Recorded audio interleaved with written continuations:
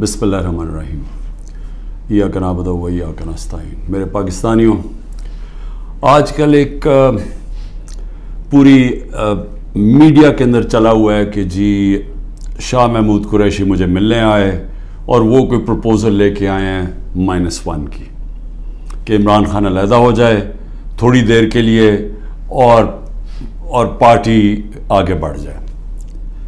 तो मैं आप सबके लिए, पहले तो शाह महमूद कोई इस तरह की प्रपोज़ल नहीं लेके आए। और बातचीत हुई कि उनका जेल में टाइम गुजरा, किससे से मिले, हमारे कई लोग थे जो उनसे मिलने आए, तो वो सब की बातचीत हुई और फिर आगे अपने करना क्या।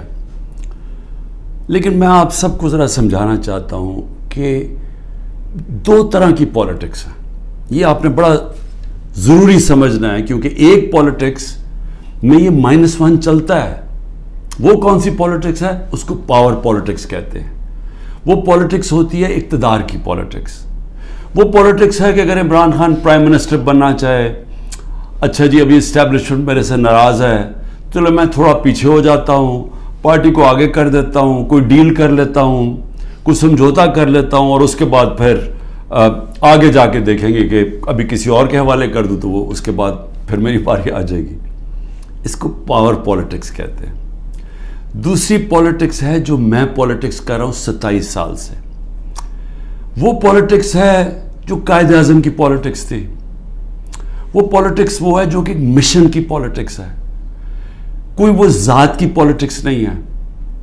वो पॉलिटिक्स वो है जो हम सारे मुसलमान इंस्पायर होते हैं हमारी नबी सल्लल्लाहु अलैहि वसल्लम से, कि उन्होंने भी एक मदीना की रियासत संभाली थी, उन्होंने भी मुश्किल वक्त गुजारा था, और उसके बाद उन्होंने दुनिया की तारीख का सबसे बड़ा इनकलाब लेके आए थे। और हम तो कभी उनके अपना कार्य सोच ही नहीं सकते कि उनके जूतों की मिट्टी के करीब भी हों। लेकिन कुरान में हमें हुक्म है कि उनकी ज़िंदगी से सीखो, उनकी सुन्नत से सीखो। वो पॉलिटिक्स बड़े मकसद की है, वो अपनी ज़ात से हट के है कि मेरे नबी सल्लल्लाहु अलैहि वसल्लम जब सारा अरब उनके नीचे आ गया था तो उन्होंने अपना रहन सहन नहीं बदला, वो जिधर थे उधर ही रहे। मकसद बड़ा था। तो हम तो उनसे इंस्पायर हुए हैं। मैं तो ना पॉलिटिक्स में आता ही ना कभी। तो मैंने जो इंसाफ की तहरीक शुरू की थी, ये मदीना, और कहा था कि इस्लामी फलाही रियासत हमारा मकसद है। हम मदीना की रियासत से इंस्पायर हुए थे। जिस तरह की हरकतें हो रही हैं मेरे लोगों के ऊपर, मैं इसलिए ये आपके सामने रखना चाहता हूँ कि आज़ाद माशरों के अंदर ये नहीं हो सकता। ये सिर्फ ग़ुलामों को होता है। ये सिर्फ फ़िरौन ऐसी हरकतें करता था लोगों के ऊपर दहशत फैलाने के लिए, जो आज हमारे पे हो रहा है। और मैं सारे पाकिस्तानियों को कहना चाहता हूँ, जो इस वक्त ये PDM वाले भी बैठे हुए हैं, ये जो आप तमाशा देख रहे हैं, ये याद रखें कि ये आज हमारे पे जुल्म हो रहा है। ये जुल्म आपके ऊपर भी होगा। जब एक मुल्क के सारे इंसाफ के इदारों को, जब उनको इस्तेमाल किया जाता है, हुकूमती इदारों को इस्तेमाल किया जाता है एक पार्टी को ख़त्म करने के लिए और उनके लोगों के ऊपर दहशत फैलाने के लिए, तो ये सिस्टम फिर जाता नहीं है। ये कोई भी संभाल के ये सिस्टम सब अगर आज हमारे हकूक नहीं, अगर हमारे फंडामेंटल राइट्स नहीं है, तो ये अब कल आपके भी नहीं होंगे। फंडामेंटल राइट्स तो एक कौम के हिफाजत होते हैं ना, इनको ह्यूमन राइट्स कहते हैं। ये ह्यूमन राइट्स सारे मुल्क के होते हैं। ये नहीं होता कि एक तबके के आप ह्यूमन राइट्स ले लें और वो तबका क्या है, मुल्क की सबसे बड़ी जमात जिसका सबसे बड़ा वोट बैंक है, अगर आप उसके ह्यूमन राइट्स आज वायलेट कर रहे हैं तो इसका मतलब ह्यूमन राइट्स नहीं है। क्योंकि ह्यूमन राइट्स को तो एक मुल्क की अदलिया उसकी हिफाजत करती है। तो हमारी अदलिया के तो कुछ सोता ही नहीं हम। हमारी अदलिया ने तो सुप्रीम कोर्ट कहता है इलेक्शंस होंगे 14 मई को आइन के मुताबिक, गवर्नमेंट परवाही नहीं करती, तो गवर्नमेंट आगे क्यों इलेक्शन। यानी ये तो इसका मतलब कि इस वक्त ताकत की हुक्मरानी आ गई, क्योंकि जब आप आइन से बाहर निकल गए तो कानून से बाहर निकल गए, उसके मतलब जो ताकतवर चाहे वो करेगा। तो ये सारे मुल्क को इफेक्ट करेगा। ये तबाही सारे मुल्क पे आ रही है। और ये जिस तरफ हम अब जा रहे हैं, ये जो जुल्म कर रहे हैं, सिर्फ और सिर्फ खौफ फैला के समझ रहे हैं कि ये पार्टी टूट जाएगी। اور کئی لوگ چلے بھی گئے ہیں. لیکن کیا اب میرے سے پوچھیں کہ کیا مجھے اس سے کوئی فرق پڑ رہا ہے؟ 150 سے اوپر کیسز کر دیے, قتل کا کیس آخری کر دیا میرے اوپر. مجھے 19 بیلیں لیے میں نے ایک دن میں, یہ دنیا کا ریکارڈ ہے. اس کے بعد 4 گھنٹے نیب میں بیٹھا ہوں. 4 گھنٹے نیب نے میرے سے وہ جو سوال پوچھے, میں چیلنج کرتا ہوں کہ کسی عدالت کے اندر کبھی بھی یہ کیس کی کوئی اہمیت ہو جائے. کوئی کیس ہی نہیں ہے, کیبنٹ کا فیصلہ ہے, ساری کیبنٹ نے فیصلہ کیا. اب یہ دکھانا تھا کہ مجھے اس سے کوئی ذاتی فائدہ ہوا. کیا القاعدہ جو پہلا بن چکی تھی, شروع ہو گئی تھی یونیورسٹی, کیا وہ ایک ٹرسٹ ہے؟ وہاں غریب گھرانوں کے بچوں کو مفت تعلیم مل رہی ہے سیرت نبی پہ اور یہ جو ٹیکنالوجی کے اوپر. وہ ٹرسٹ ہے جس طرح شوکت خانم ہے. مجھے اس سے کیا فائدہ ہے؟ 1 روپیہ نہیں دکھا سکتے مجھے کیا فائدہ ہو, نہ ہی ہو. کسی ٹرسٹ سے کسی کو فائدہ نہیں ہو سکتا, ٹرسٹ ڈیڈ میں لکھا ہوا ہے. تو وہ کیسز بھی ہیں, قتل کا کیس بھی ہے, ہر روز کوئی نئے کیس آ جاتا ہے, عدالتوں کے میں چکر مار رہا ہوں. لیکن مجھے اس سے کوئی فرق نہیں پڑتا. میں ہر عدالت میں جاتا ہوں, ہر کیس میں جاتا ہوں, یہ بتانے کے لیے کہ میں قانون سے اوپر نہیں ہوں. جبکہ میرے اوپر یہ جان کے کیا جا رہا ہے, یہ مجھے خوف دلانے کے لیے کیا جا رہا ہے. میں یہ آج کہنا چاہتا ہوں کہ یا اس سے یہ سارے کیسز کریں, اور اس کیسز میں کیونکہ کسی عدالت میں کوئی سزا نہیں ہو سکتی, ملٹری کورٹس سیٹ اپ کیے ہیں, اپروور ڈھونڈے جا رہے ہیں جو کہ جی عمران خان نے ہمیں کہا تھا کہ وہ کور کمانڈر کا گھر جلاؤ, یہ کہیں گے, ان میں سے کوئی اپروور آ جائیں گے, مجھے ملٹری کورٹ میں لے جائیں گے, سزا ہو جائے گی, مجھے کوئی فرق نہیں پڑے گا. جو آدمی ایک مشن, جو 22 سال سٹرگل کر کے, جو اگر جس کے پاس سب کچھ تھا, کوئی ضرورت نہیں تھی 22 سال سٹرگل کرنے کی, اگر وہ آج 27 سال کے بعد اگر کسی کا خیال ہے کہ میں جیل سے ڈر جاؤں گا, یا جو بھی ہے, جو 2.5 قاتلانے ہم 2 میرے اوپر حملے ہو چکے ہیں قتل کرنے کے لیے, ایک مجھے وقت پہ پتہ چل گیا تو میں نے ٹی وی پہ بتا دیا کہ کیا کرنے جا رہے تھے, تو اس سے کیا فرق پڑے گا؟ جو قاتلانہ حملے سے نہیں ڈرتا تو وہ کس سے اور ڈرے گا؟ اب آگے کیا راستہ ہے, ملک کا راستہ آگے کیا ہے؟ میں جو یہ ان سے بات کرتا ہوں کہ میرے سے بات چیت کرو, کوئی بات چیت نہیں کرتا. میں اپنی اسٹیبلشمنٹ آرمی چیف سے اسے کہتا ہوں کہ بات چیت کرو, کوئی بات چیت کرنے کے لیے تیار نہیں ہے. میں اپنی ذات کے لیے آپ سے بات نہیں کرنا چاہتا. مجھے آپ کچھ نہیں دے سکتے. قوم میرے ساتھ کھڑی ہے, کیا کوئی دے سکتا ہے؟ میں کوئی چور دروازے تو آنا نہیں چاہتا. اگر قوم مجھے ووٹ دے گی میں تیار ہوں, لیکن اگر قوم ووٹ نہیں دے گی تو نہیں.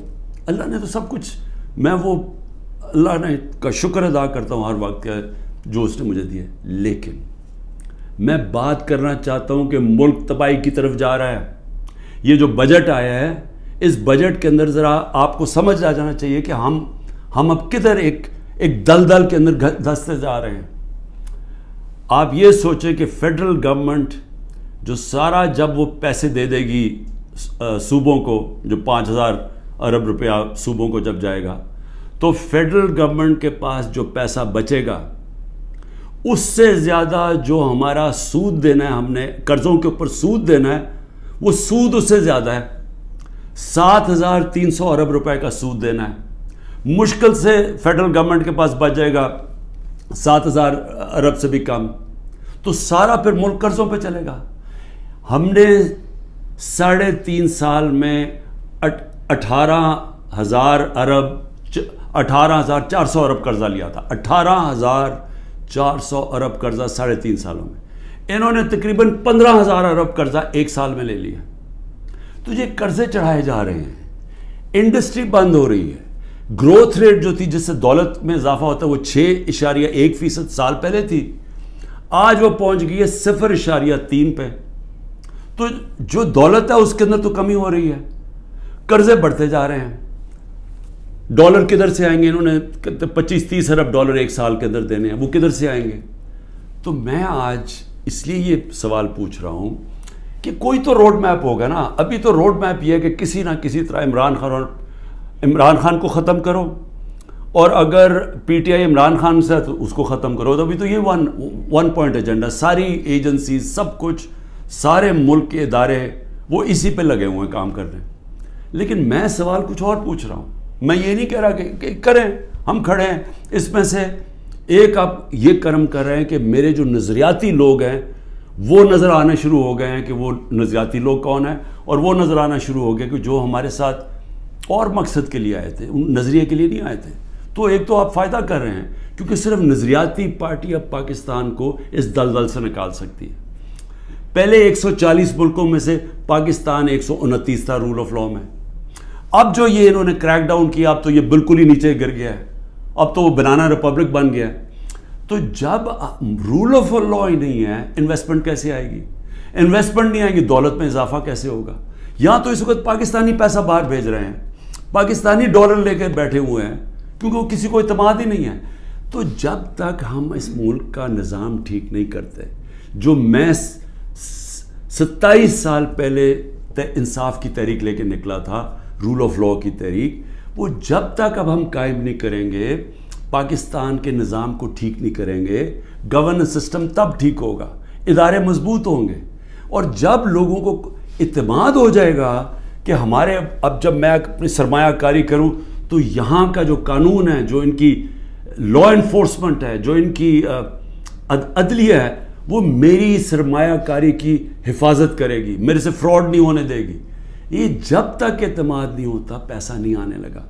اور اس کے لیے جب تک کہ حکومت نہیں آتی جو پبلک مینڈیٹ سے آئے, جس کو پبلک سپورٹ کرے, جس کو بڑا ووٹ ملے اور پبلک کی سپورٹ سے آئے, صرف وہی بڑے بڑے فیصلے کر سکتی ہے. نہیں تو ان کو تو آپ نے دیکھ ہی لیا ہے کیا کیا انہوں نے, سوائے مہنگائی کر کے, تاریخی مہنگائی 38% پہ, انہوں نے کیا کیا ہے؟ انڈسٹری بند ہو گئی ہے, بے روزگاری بڑھ گئی ہے, گروتھ ریٹ, انہوں نے اور کیا کرنا ہے؟ تو یہ جو ابھی تک تو گیم پلان میں یہی کھچڑی پکنے لگی ہے نا, آگے نئی آ گئی ہے, نئی جماعت ایک کریٹ کر دی ہے. ہم نے بھی اپنے بڑے بڑے اچھے 27 سال پرانے ہم نے لوگ وہاں بھی بھیج دیا ہیں ان کے پاس, اور ضرورت ہے تو حکم کریں ہم اور بھی بھیج دیتے ہیں. لیکن اس سے ملک ٹھیک نہیں ہونے لگا. ملک ٹھیک تب ہوگا جب ایک public mandate, free and fair election کے بعد ایک مضبوط گورنمنٹ آئے گی. اور میں اپنی اسٹیبلشمنٹ کو آج پھر سے کہتا ہوں, نظر ثانی کرے, ملک تباہی کی طرف جا رہا ہے. اور جب یہ تباہی جس طرف جا رہا ہے, اور IMF کی اگلی کنڈیشنز آئیں گی, جس طرح انہوں نے مصر اور سری لنکا میں انہوں نے کنڈیشن لگائی, وہ کیا ہے کہ فوج کا بجٹ کام کرو, دونوں جگہ انہوں نے کہا. تو یہ تو ہم ادھر جا رہے ہیں کہ ہم اپنی سیکیورٹی اینڈ میں کمپرومائز کریں گے, اور ایک دفعہ سیکیورٹی کمپرومائز ہوگی اس ملک کی, تو ہمارے جو دشمن بیٹھے ہیں وہ ملک توڑنے کے لیے تیار ہیں. تو میں اس لیے آپ کو کہہ رہا ہوں, مجھے کوئی ریلیف نہیں چاہیے, مجھے کوئی آپ کی مدد نہیں چاہیے, میں کوئی کسی مجھے یہ سمجھے کہ یہ جو سارا کچھ ہو رہا ہے انتقامی کارروائی, مجھے چھوڑے میری بہنیں باہر جانے کے لیے نہیں تیار. وہ تو عورتوں کے اوپر تو کبھی اس ملک میں ایسے نہیں ہوا, لیکن ملک نیچے جا رہا ہے. اور اس لیے وقت کم ہے. جس طرح دن بڑھتے جا رہے ہیں, ہم اور اپنے ملک کو تباہی کی طرف لے کے جا رہے ہیں. صرف قانون ختم ہو چکا ہے. کسی کو اس وقت, پھر سے میں کہتا ہوں, جب عدلیہ اپنے فیصلے نہیں کروا سکتی, جب آئین کی کوئی پرواہ نہیں کر رہا, جب پولیس کھلے عام گھروں میں گھس کے لوگوں کے گھر لوٹ رہی ہے اور اٹھا کے لے کے لوگوں کو جا رہی ہے, کلیکٹو پنشمنٹ دے رہی ہے, تو اس ملک میں تو اب باہر کے لوگ کیا سوچ رہے ہوں گے؟ بتائیں نا, بیرون ملک پاکستانی جو آپ کا بڑا اثاثہ ہے وہ کیا سوچ رہا ہوگا؟ وہ کوئی سوچے گا کہ پاکستان میں پیسہ لگانا ہے؟ تو اگر انہوں نے نہیں لگانا تو اور تو اس وقت کوئی ہے نہیں. جب تک ہم ملک کی ایکسپورٹس نہیں بڑھاتے, وہ تو ٹائم لگے گا کہ ہم اپنی ڈالر انکم بڑھائیں. تو اس میں تو صرف ایک ہی انٹرم میں تو صرف اوورسیز پاکستانی مدد کر سکتے ہیں. شکریہ. پاکستان زندہ باد.